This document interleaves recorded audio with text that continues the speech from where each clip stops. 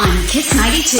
Good morning, Singapore, and welcome to Therapy Tuesday. It's like, I thought we had very pretty faces here in the Kiss 92 studio, but look at that screen right now for those of you who are watching. We have the one and only Dr. Geraldine Tan from the therapy room. Good morning, Jerry. Good morning. I am not at the center. I'm at Equal. Equal is equine center for horses as well as humans. So horses help humans, humans help horses. Oh, I love that. I love that idea. I love that. I have not touched a horse in a long time. Animal therapy. Yeah, the last time I great. touched a horse was in the Singapore Zoological Gardens. They had the petting zoo, right? I think that was maybe a pony. Yeah. Right, okay. Yeah. But yeah, I would love to just pet a horse, you know? Yeah, What do these they usually horses do? are They beautiful. kiss the horse's nose or something, right? Or just like I think so. Yeah, they touch the snout. Yeah. Just touch gently. Yes. Yeah. If they allow you to, the horses have their own personalities also. Yeah. They're so pretty. I'll put my face there and go, what big teeth you have. It'll run away from you. Have you seen the horse? As in like the horse's teeth? They've got big teeth. Like a friend I know. Okay, no. I shall not mention his name. Some humans have big teeth as well. Okay, but look at these people looking at me. Anyway, what are we talking about today? Jerry. We are talking about loneliness, and you just ostracized your friend. So sad. Yeah. Anyways, it's Mental Health Awareness Month this month, and I thought I wanted to pick up on a topic that has kind of been creeping up throughout the years, and I think a lot of talk had come about this topic this year. So it's about loneliness. So we hear the young ones talking about loneliness a lot. So the teens always say, oh, I feel so alone. But actually, loneliness spans across the whole developmental lifespan. Jerry, can I ask a question? There is a difference between I feel alone and I am lonely, no? Okay, I think what you're talking about is loneliness versus social isolation. Oh, okay. So loneliness is a feeling. So I feel alone. I can be in a crowd and I still feel alone. But social isolation, so loneliness is an internal feeling. Social isolation is an external sort of a situation. So it could be that you lack friends. It could be various factors that we can go into later on. Yeah, okay. That causes you to then be alone. That means you are isolated, as in really alone, physically alone. So being It's alone like nobody is physical. nobody wants to hang out with you. Hang that kind out of with thing. you. Yeah. And being Yes. lonely is emotional. Okay, got it. Maybe what the person needs is deodorant. It Smelly could no be, more. but I don't think having body odor would isolate a person so much. You'd be surprised. After a while, a few times, if let's say I faint, I'm going to avoid the person after that. If I lose consciousness. Okay, anyway, let's continue this wonderful conversation on the Big Show TV. Meantime, here's Benson Boone with Cry on Kiss 92. You were saying a lot of youth say, I'm alone, I am lonely. Yes. But whenever I see youth, they're always out in groups. So why do they have this, I'm alone, I feel lonely? Not all. But I see so many. Well, part of it is also that developmental stage where they are trying to figure out where they belong. So they are searching for similarities. Sometimes they can find similarities. Sometimes they cannot find similarities. They are quite harsh with each other. So therefore, if let's say they are slightly different, the friends will go, oh, but I don't want to hang out with you because of this. Or they change friends very fast. So they feel abandoned, they feel rejected. So it is not because they are bad, it's just because of the age and the stage that they are at, where they are trying to find their own tribe. They are trying to find their own space. Okay. Yeah, Okay. yeah. But this has really come up during after COVID. So interestingly, not not in the heat of COVID, but after COVID. So during COVID, everybody made an attempt to try and connect with each other online. You know, everyone tried to send little gifts to each other. Yeah. They made the effort to text each other or Zoom each other. But after that, when all the hype has died down, then you see people not connecting. So they're connecting, but disconnecting. Yeah. So a lot of times, you know, they seem to have lost the ability to do face-to-face sort of engagement. Yeah, so a lot of youths, in fact, tell me that their friends are online, not offline, not in real life. IRL. So, yeah, they say it's not an IRL, it is online. And the best friends they have can be like miles and miles away in the US and the UK. Dr. Jerry, is it a good idea for people to learn how to be alone and to enjoy their own company? Because I've heard that if you can live without, then you can live with. So that's another aspect, because a lot of us hear a lot of noise and we don't know how to live with that noise. So it's very chaotic in our head. So that's why a lot of people start to take up meditation, mindfulness journeys. They learn how to be at peace with themselves in the space that they are at. Yeah, because a lot of us continue to be in our heads with a lot of flux. Yeah. Yeah. Which is why we're talking about people who can't seem to fall off to sleep or can't Yeah. sleep Yeah. soundly, can't sleep properly. They'll sleep for like 2-3 hours and they wake up and they can't get back to sleep. 'Cause it's noisy. Because they've got too many things on their minds. Now, having spoken about, as you mentioned, kids and all that, what they're doing right now. I mean, if we can't understand them at this point, what if their parents are having difficulties getting through to their kids or connecting with their kids? What can they do? And I'm about to lead to something that's perfect, which is... I mean, this is happening right here at the SPH Auditorium on the 12th of October. It's called Navigating Emotions in Childhood and Adolescence. So, I think there are many parents who are struggling, they don't know what to do. Yeah, and I think we shouldn't look at these sort of events as embarrassing or not wanting people to know that you're not having a good relationship with your child, or vice versa, because some people don't want to put it out there in the open. I think this is a way forward for parents to communicate and connect with their children, so that not just now but later on in life, it really is a lot easier to be with each other. Yeah. Because you do lose a lot of connection at certain points in your life, like all of us. Like when I was a teenager, you never wanted to hang out with your parents.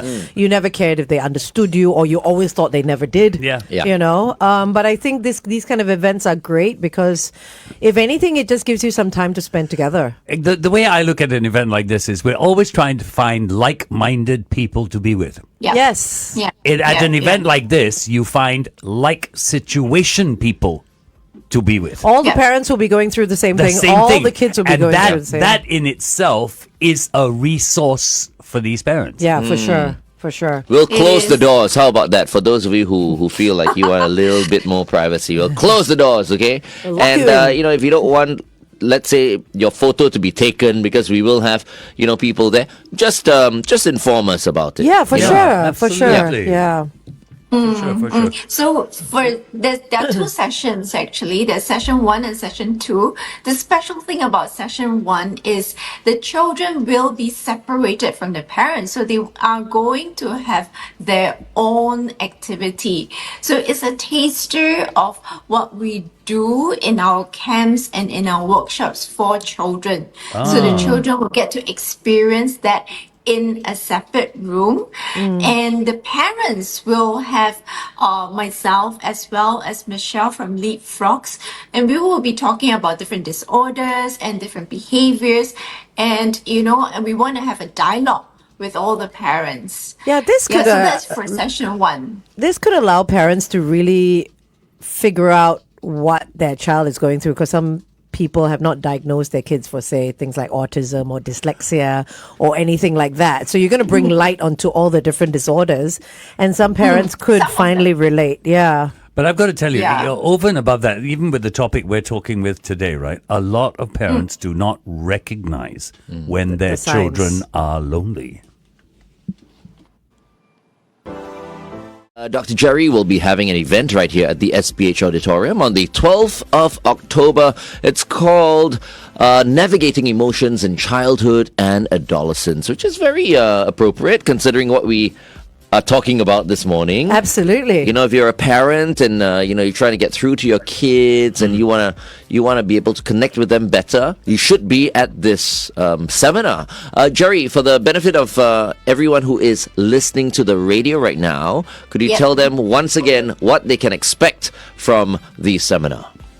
Yep. So there are 2 sessions and very, very rich topics that we're talking about. The first session targets the younger population, the primary school population, and we'll be having a separate session for the children. So the parents will have the full, hour and a half with myself and Michelle from Leapfrogs, and we want to have a dialogue with the parents to share with them about the different disorders as well the behaviors and how to deal with them. And the children will have a little taster of our camps with my team, so they are all trained therapists, and they will do different activities and focusing on social skills, emotional regulation using choice theory. And the second session, which is a lovely panel discussion with myself, a mother and daughter. So the mother represents the educator, she is in the educator scene, and the teen representing the teen population. But we also have special guests who will be performing for us a skit which we will base the panel discussion on. And they are from Kent Ridge Secondary School. So a group of the student leaders will be putting up a skit for us covering different topics that teenagers face these days. So that one, we will not have a separate session for the teens and parents. Everybody comes in together to experience what it is like and to share from the different perspective, whether you're a teen or you're an educator or a parent, and we want to hear everybody's voices. So the second session is voices of teens, but we also want to hear the voices of the adults. Oh, that's brilliant. It I is. imagine Really good. leaving the seminar having a better understanding, Of of course. your kids and, everyone going home feeling more confident. Yeah, and the kids having a better stronger. understanding of their parents, Yeah. because everyone's there for the same reason. Yep. Yeah. So sign up at kiss92.sg. Okay, 12th of October, right here at the SPH Auditorium. All right, let's continue to talk to Jerry on the Big Show TV. That's this weekend, isn't it? It is. Wow, So my time team flies. is working really, really hard this week. Nice. Yeah, so there's so much excitement, so much buzz that is going on in the center, and we really want to bring light to many different topics for the teens, the kids, as well as the parents. Okay, I love that. Really, be really great. good, I think. Jerry, let me ask you, Yes. this loneliness situation we have Has it reached, I don't know whether epidemic is too big a word. Has it reached that level? They have so one of the big topics this year is actually male loneliness, and they are calling it an epidemic. Yeah.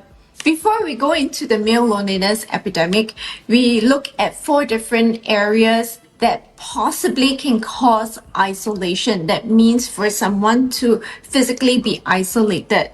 So the first cause can be financial. So if we look at social comparison, right? You put somebody either in a class that is above you or below you. So you say, oh, this person too rich, also no good, too poor, also no good, and you say that I cannot mix with them, or you isolate them, or the person feels isolated because of their social status. The other one that we are familiar with, that we are trying to bridge, is physical disabilities. So it can be looking different. It can be physical disabilities. Let's say you've broken a leg. Now you cannot play soccer if you're a soccer player. So because of that, you are isolated from your team. So you can feel that loneliness because you are really isolated. You're not included in the space. Then the third one is abilities. So you are being isolated because of maybe your learning disability. You are not able to focus, so you are being singled out, or you are put in a different class from your classmates because you are slower in verbal processing, and you need to be taken out of that environment. So you're now isolated, right? So it could be ability. I know I cannot play ball games, so because of my visual spatial difficulties, so any sort of ball game, I will be excluded. Nobody wants me. So it's like, oh my God. I want you. Because of your what? Your visual what?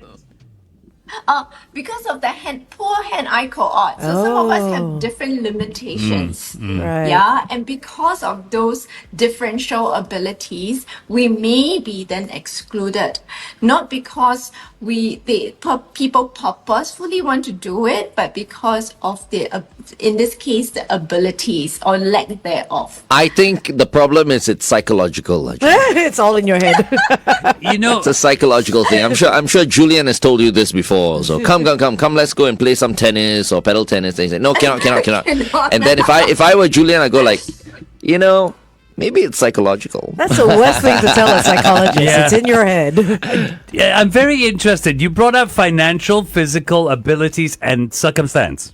Correct? Circumstances, yes. Yeah. So circumstances are like illness or war. So you have the country being split and you have families being split. So now you're isolated, right?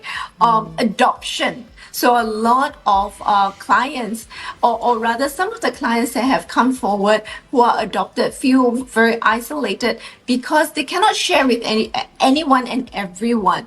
Their friends would not understand their circumstance. So they feel isolated in that sense. Grief and loss. So grief and loss, we've talked about it in various situations. So you have loss of a pregnancy, loss of a loved one to suicide, and you are unable to share with people. The seniors who've lost their friends because of age, so they are starting to feel that isolation, right? The loss of family and friends. So if you start losing, one by one, and you start feeling like I've got nobody in my social circle anymore. So circumstances can cause you to feel isolated also. Do people ever purposely put themselves in an isolated situation? Yes, I forget the term now, but I think we had talked about it. So there are a group of people in Japan where they purposefully hibernate themselves and they don't want to come out of their houses. So they just want to be alone. So yeah, we do that. In fact, if we look at just very generally, we had talked about introverts and extroverts, and introverts need that recharge time. So they do need time to be alone. They choose to be physically alone, but they do not feel alone. In fact, don't encroach into their space, because when they are recharging, they can be very irritable, they can be very angsty, or they are so exhausted they cannot entertain you. So people can choose to physically be alone. So they can they do want to be alone for this group of people, but they are not isolated. Yeah, so these people who choose to be alone are not necessarily lonely. They just want me time. So when do loneliness- sorry, Dr. Jerry, I just wanted to find out, when do we intervene? Is there any one time when someone is isolated or alone and maybe needs the company, and we assume they need the company, but maybe they want to be alone? So when do we actually intervene and offer our company? So two ways, right? One, you can ask them, do you want me to be present? Do you want me to go over? If you have texted them once and they don't reply, don't keep bugging them. Wait for them and offer that opportunity. The availability that I'll be here whenever you need me. So they know that you are there. On the flip side, the person can also request. So I hear too many times that, but I don't want to burden my friend. I don't want to burden this person. I don't want to burden that person. But many times friends are there to rely on each other. So if we don't reach out to them, then what are they there for? It's not just for good times, but also good times and bad times. Ooh, that's a Led Zeppelin song right there. Good times, bad times. Hold on, we're going for a traffic update. Room. So, Jerry, something has come up in my mind. We hear people say this, and I'm going to ask you a question. But I love being alone most of the time. Is that a worry? No. So FD's personality and Glenn's personality are complete opposite. So you complement each other very, very well. Glenn is very extroverted. FD is very introverted. And we can see that so over the weekend you had events, right? So for whoever that goes for an event and you observe them, oh no, now everybody will start observing both of you. Thanks, Jerry. They've been doing that for many years. For a long time. Yeah. But anyways, Glenn will be out there chatting with everyone. You will realize that you would need to go up to FD and say hello to FD. So you would see the different personalities, and both personalities are beautiful personalities. Nothing to be ashamed of, nothing to be worried about. Like you say, you just need a little bit more space to yourself. And when people come into your space one by one, you would be able to entertain them, and that's okay. Okay. Did someone report to you about what they saw at the car expo over the weekend or what? Who's been talking to you, Jerry? No. She knows you guys. No, not everybody. Whenever you all go for an event, they will start observing you. Yep. That would be so fun. But the other thing that we're talking about loneliness is that male loneliness epidemic that I was talking about. And it first came out in the US, where they say it's an epidemic. And I guess even in the Asian countries, we do see it also, when men tend to repress their emotions and hold back their feelings. So one of the complaints that men tend to say is that I don't have close friends. Now this is really weird, because they're soccer buddies, they're beer buddies, but if you ask them, a little bit more like, what do they talk about? They don't talk about deep emotional topics. So they're still very left alone in dealing with their own, as they put, right? Their own shit. That's what they would say. Yeah, because they're talking about football, they're talking about cars, they're talking about golf. Not me and my friends though. Me and my friends, we go in really deep. Yours is very seen different, it, but yeah. the average male, and I agree with Jerry. The average male Superficial. does not have a friend whose shoulder he can cry Does on. not go deep at all. Yeah. He doesn't have that. And yet they say they have to shoulder everything. They are the sole breadwinner. Yes, although many families now have dual income, but many of the men still feel responsible. They feel like they're carrying the bigger bulk of the burden. Yeah, and they don't know who to help them to relieve some of that burden. Oh, I'm really feeling for the boys now. But okay. It's the way we're built. It's the way we're built. How Rachel. can we help the men? They seem, because I mean, girls have girlfriends to talk to, and girls find it very And you easy talk to share emotionally. emotions. Yeah, we do. We don't. Yes. And boys don't. Go to bed with us. That's one way. As well. Wow, he said that so seriously as well. Talking, Glenn, talking. All of us have our wants. What? Such a straight face. She's like asking, so I'm just saying. One track mind.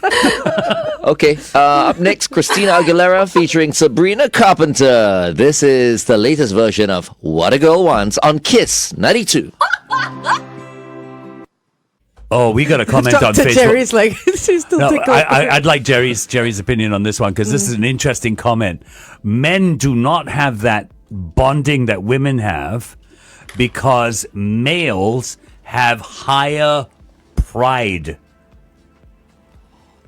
What do you say to that, Jerry? Not all. I have no pride. Not all, because it's a very general, flippant statement that we tend to make, but they are schooled to hold in everything. They are taught that they cannot show emotion.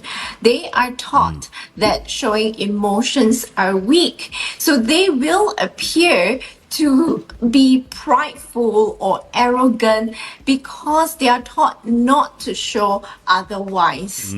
So many times, if you really sit with them, they are human beings with emotion, with red blood flowing through their veins. So they're no different from anyone else.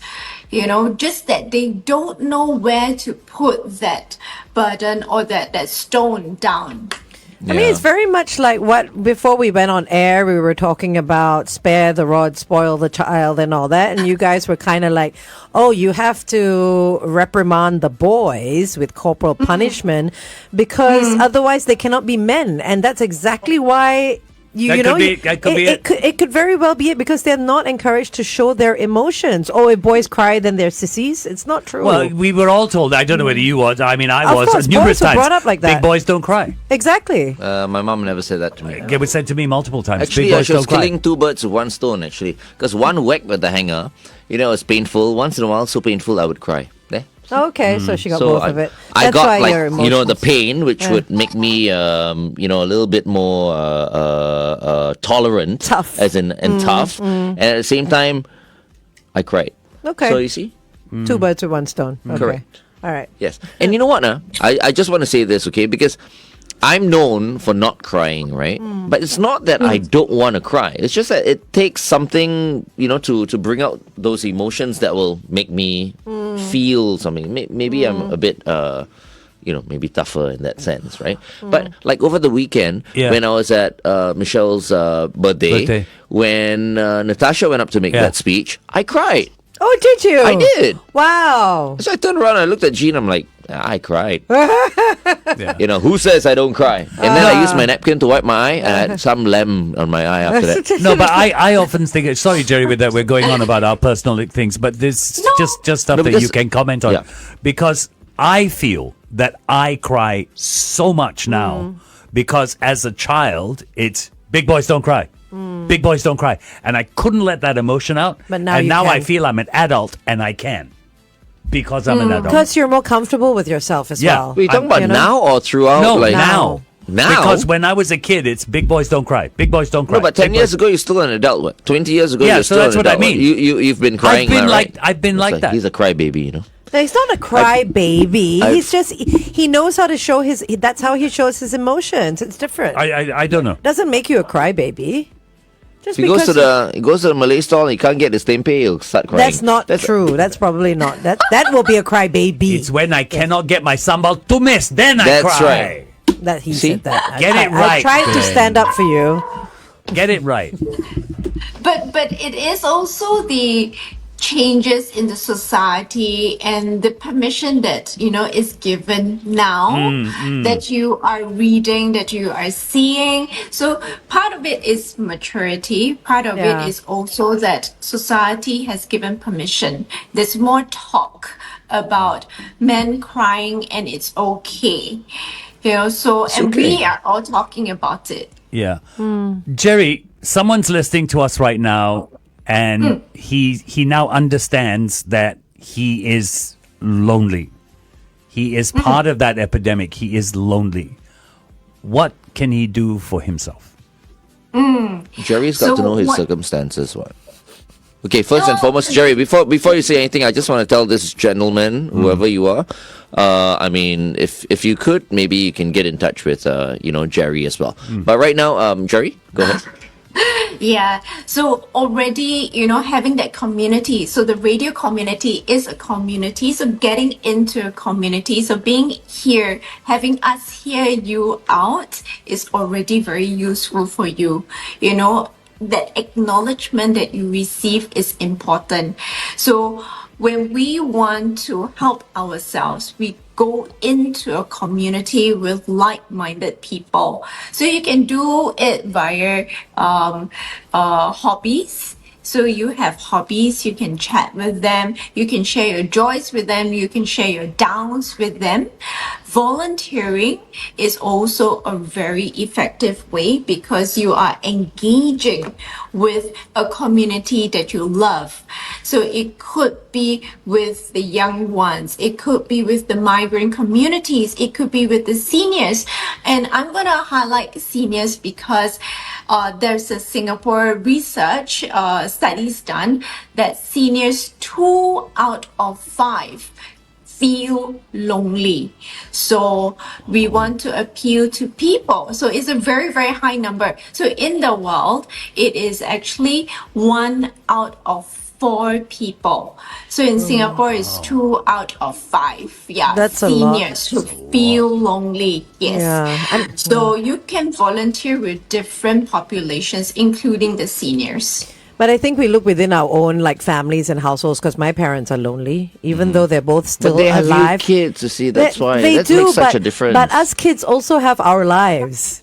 You know what I mean? Like I'm making a more conscious effort to see them more often, take my mom out more often. But I also have a lot of other stuff going on. But at least you're doing that. know? You see, someone like me, I have no kids. Who's going Yeah. to take care of me in my old age? You know what I mean? I think you can hire people. No. for I'm it, going to yeah. check myself in a nursing home. You know why? There are many nurses there. Oh, Hello, Oh, nurses. good Lord. Jerry, when we talk about this loneliness, we talked about intentional isolation. We talked about some of the reasons for social isolation. This is for the kids, and we do have young ones, teenagers listening. And I'd like your comment on it. Unintentional social isolation caused by technology. Yeah. The amount yeah. of time we spend in front of a screen. Yeah.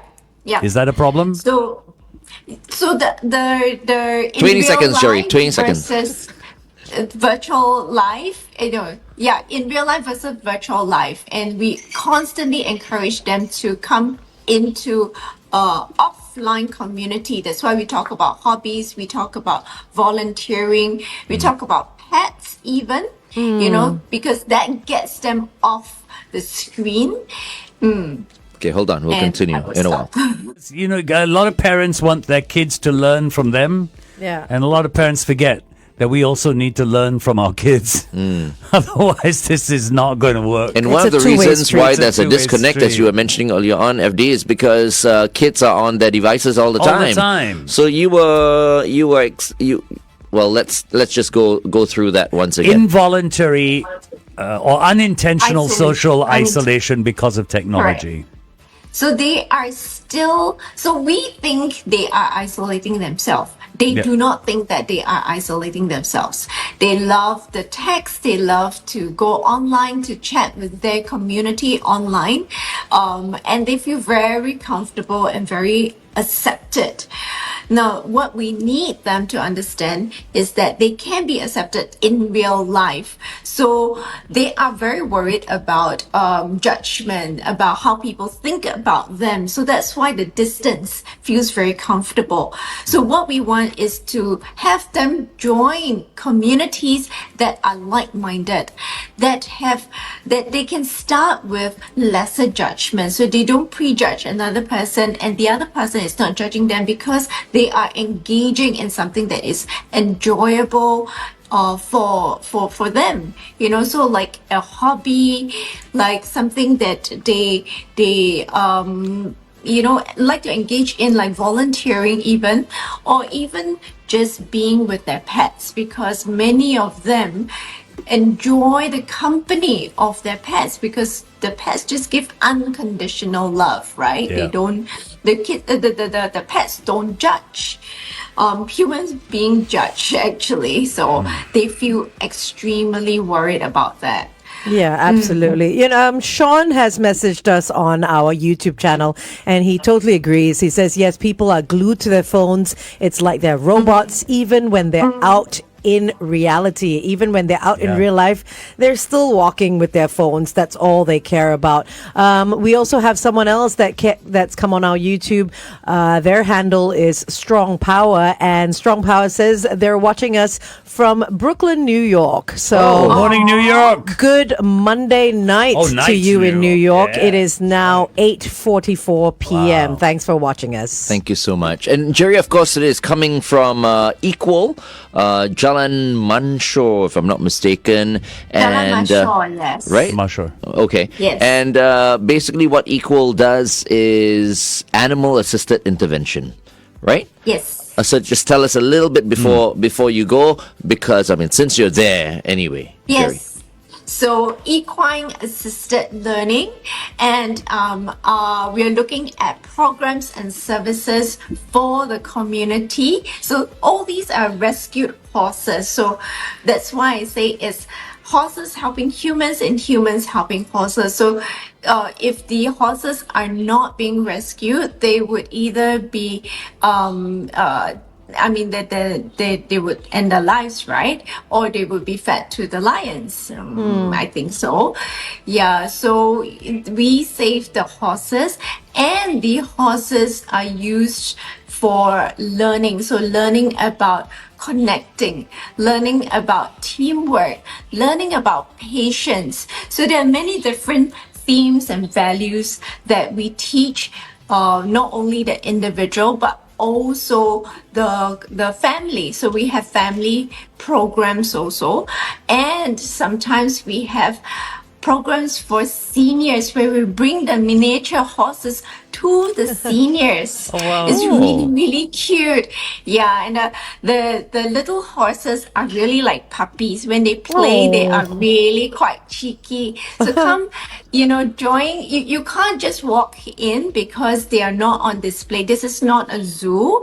So you do need to write in. You do need to make an appointment and sign up for even a trial program to see whether you're comfortable. The horses are not aggressive, but they do have personalities.